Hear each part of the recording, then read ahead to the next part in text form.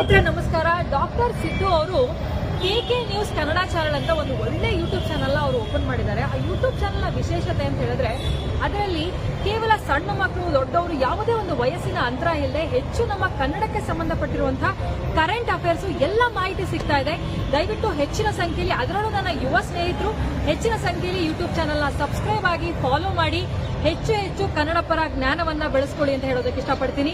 ನಾನು ನಿಮ್ಮ ನಿರೂಪಕಿ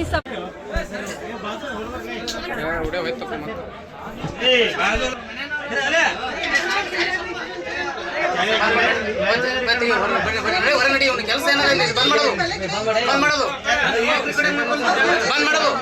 ನಡಿ ಹೊರ ನಡಿ.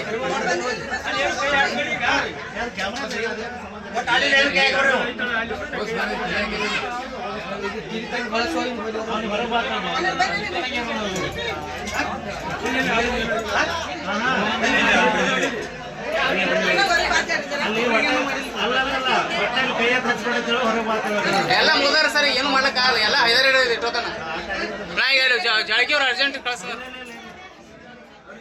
ಈಗ ಪಿಸ್ತೂಲ್ ಹಾಕ್ತಾರ ನನ್ನ ಮ್ಯಾಗ.